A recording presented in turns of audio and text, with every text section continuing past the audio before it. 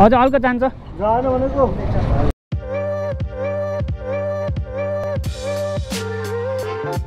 So hello and namaste everyone, it's me your boy KTM Mobile Hunter back once again with new video. अब हामी चट्ट चिटिक्क परेर हामी जाँदै छौं दोलखा जिरी लास्ट ढिलो निस्क्यो गेटा हो हैन टाइम अहिले 3:09 भर्खर एलआरआई को गेट अगाडि हाम्रो डेस्टिनेसन कम्तीमा पनि 200 किलोमिटर्स अगाडि भएको एउटा बाइक छ त्यो बनाउन बाँकी छ क्लच वायर फेर्न पर्ने छ रे त्यो बाइकको सीधा पाइला जाँदै छौं यहाँबाट ओइ कस्तो क्लोज लिएर आगर जाउँदो हिँड्नु ल रोमी दाई ओनिस र म तीनजना आमा मैले यो राइडिङ ज्याकेट लगाइराछु हैन केटा हो यस्तो गर्मी भइराछ कि मलाई यस्तो गर्मी भइराछ कि ल यस्तो भइदिरा रहेछ यार तार तानेर के यहाँ ब्याग बानेको थिए बाटोको मान्छेले हजुरको त तारले तार तानिराख भन्छ के तारले तार तान्छ भने त यस्तो रहेछ नि त कुरा रोमीलाई कहाँ गयो यार अब यहाँको मैले सोरुमै देखाएको छैन यामाहाको सोरुम कहाँ छ यहाँ सोरुम खै गाडीको जस्तो छ यही हो ल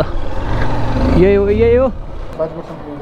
चरीकोटसम्म पुगे हुन्छ 4 बजे हिँड्यो भने 5, 6, 7 3 घन्टामा त पुगिन्छ होला 4 बजे हिँड्यो भने भ मैले ग्लोभ्स चाहिँ कहाँ फाले यार ए त्यसको हातमा रहेछ मैले कहाँ फाले ग्लोभ्स ल फाइनल्ली काम सक्यो अब फरार हामी है फरार अब ल बानेश्वर गएर अब फ्युल हालेर रन्किन्छमै केटा होला अब फ्युल हाल्नु मात्र बाँकी छ काम अरू केही पनि छैन 5 बजेसम्म भक्तपुर चाहिँ पुगिन्छ जस्तो छ यार केटा हो कस्तो जाम के थैट पसिना खलखल भइसक्यो यार फेरि R15 कहाँ छिर्ने रहेछ यार देख्नै गाह्रो टुइ गरेर जान्छ 250 ले सक्दैन यार R15 लाई सँगै हिँड्न त्यस्तो मिठो पावर छ कोटेश्वर पुग्दा 5 बज्छ क्या हो भोलि हामी दुसभरि टाइम छ नि त उता खाना खाने घुम्ने अनि फर्किने ल कहिले खाली हुँदैन यार यो पेट्रोल पम्प त मेरोमा छँदै छ कति छ थाहा छैन भयो हाल्नु फुल बनाइदिनु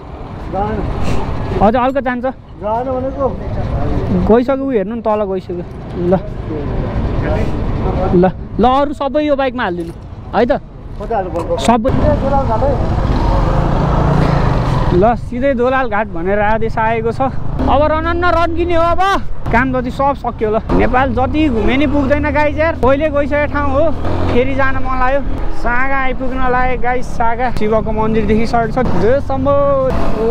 ड्याम कत्रो प्लटिन बना रहेछ यार गाइज ल इन्सेन बना रहेछ यार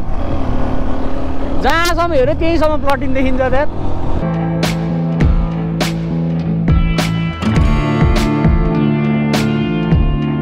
हाइसले ओभरट्याक हान्नु दिएन यार 1-on-1 खेले यार कुनै दिँदैन यार कस्तो कुदाको होला त अझै इलेक्ट्रिक रहेछ क्या उहीमा साला ब्रेक पनि कस्तो लाग्दो रहेछ यार यसको त हाम्रो त नभ्याउने रहेछ मन्चिसो बनाइदियो यार धुलीखेल आइपुग्यो गाइज धुलीखेल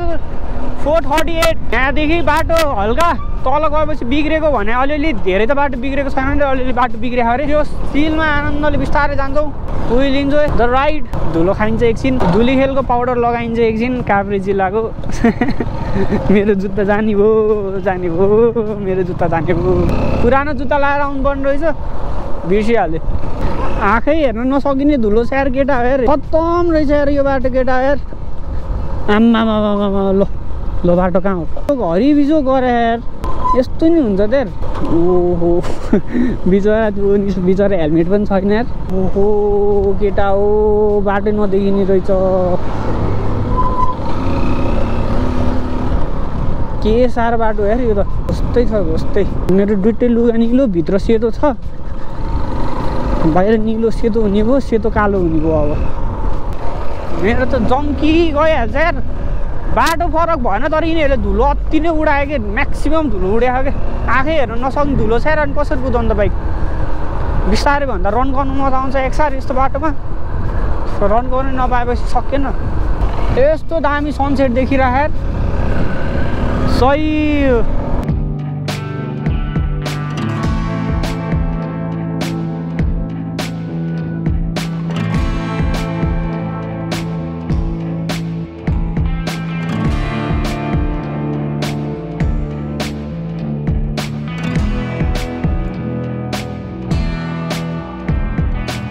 अलिकति तल आएपछि बल्ल त्यहाँदेखि बबाल बाटो रहेछ यार बल्ल अब तराईको जस्तो भ्यू देखिन थाल्यो कि केटा अब अझै ठुलो बाटो आउँछ सिधा बाटो आउँछ होइन कुदाउन मजा आउँछ त्यस्तोमा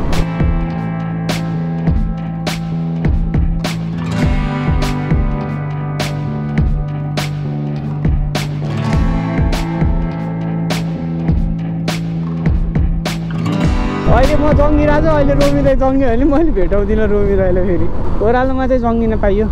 ओहो के भएछ यहाँ भिड छ त पुरै ए स्वर्गमा बास गरून् मान्छे बितेको रहेछ त्यहाँ लास चलाउने ठाउँ रहेछ शमशान घाट भन्छ क्या अरे होइन शमशान घाट रहेछ गाइज कडा टर्निङ छ यार यहाँ त रेसिङ बाइक हुनुपर्ने क्या मसँग नि यस्तो आइरन बाइक जस्तै बबाल आगो लागेर रहेछ केटा हो यार यहाँ आगो लागे हो कि लगाएको हो चाहिँ थाहा छैन जोस बबाल लाग्यो बबाल मुभी थिएटरमा बसेर त्यो सिन हेरेको जस्तो क्या फिल्ममा छ खतरा यार दामी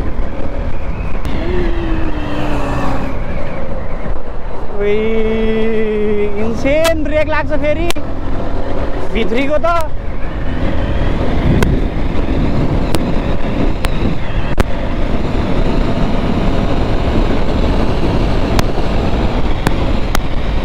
ल दोलाल घाट केटा हो दोलाल घाट आइपुग्यो अब हामी एकछिन यहाँ बस्छौँ चियासा खान्छौँ कति बज्यो 5:12 भएछ दामी देखिरहेको यार दामी भ्यू मेरो क्लच प्लेट उडाएर हो ए छैन केटाहरू त्यही भएर डढाएर बसिरहेको रहेछन् क्या अब बिचरा लाइसेन्स छैन होला त्यस्तै त हो नि एकछिन पानी सानी खाइयो बस्यो अब रन्किने हो कोही मासको दाल के हो त्यसै लागेको क्या मलाई खाने त फाल्नु भएन त बरु बाइकमा अलिकति हालिदिउँ भनेर अब आजको डेस्टिनेसन चरीकोटसम्म पुग्न सक्यो भने पुगिन्छ पुगिँदैन हेरौँ ल जतिसुकै किलोमिटर होस् 3 घन्टा लाग्छ भने चरीकोट ल हेरौँ कतिखेर पुगिन्छ कति भयो अहिले 5:25 भयो तल मस्त हो खोला चिसो आनन्दको हावा छ काठमाडौँमा त गर्मी छ यहाँ त चिसो आनन्दको रहेछ दोलाल घाट कट्ने बित्तिकै ठाउँको नाम चाहिँ थाहा भयो ठ्याक्कै राइडिङ प्रहरी चेकिङ हुँदैछ अरे नि त प्रहरी चेकिङ देखाउनु पर्ने हो सर कागजपत्र यही हो बिलबुको चिट है हामी पुगिन्छ आज 3 घन्टा 5, 6, 7, 8 बजीसम्म होइन नानी जनता जन्ममिति कति छ 2049 साल 1 महिना 1 गते तपाईँ कति वर्ष भयो कति वर्ष भयो 29 वर्ष ला फेक लाइसेन्स रहेछ क्या हो ए सर हाम्रो चाहिँ हेरेर पठाइदिनु हामी चरकोट पुग्ने ए पर्छ तपाईँको चाहिँ फेरि अर्का लाइसेन्स पऱ्यो भने तपाईँले हदैसम्म जरिन लाग्छ डबल जरिन लाग्छ मैले अहिले तपाईँले जानकारी गराएको तपाईँको के हो यो मेरो यो बिल बुक हो सर यो चाहिँ लाइसेन्स हस् sir thank you so much sir ल थ्याङ्क गड बाचो गाइज ल झन्न छोडिदिनु हो कडा चेकिङ थियो ठिकै छ के भएन बिल बुकै नभएको त होइन नि त चोरीको बाइक त चलाएको होइन नि त अब भ्याइएन त के गर्नु त यो ठाउँबाट अब हामी राइड जान्छौँ तातो पानी दोलखा 66 सयो ल उकालो सुरु भयो केटा हो अब यहाँदेखि अब आनन्दले सर उकालो बिस्तारै जान्छौँ बाटोहरू फेरि अति नै टर्निङ अति नै रहेछ यहाँ त टर्नै भिन्न भ्यो भने सिधै तल जान्छ पुरा सनसेट पनि दामी देखिरह ल यो भ्लग अब म पार्ट गरेर हाल्छु है एउटैमा नभ्याइने रहेछ भ्याइन्छ कि जस्तो लाग्थ्यो भ्याइँदैन मैले थपाइसकेँ पार्ट 1 फर टुडे यति नै thank you so much for watching the video it's me your boy KTM mobile hunter episode 2 आउँछ ल एपिसोड 1 मैले यहाँ भ्याइदिएँ ल see you guys hope you enjoy the video peace out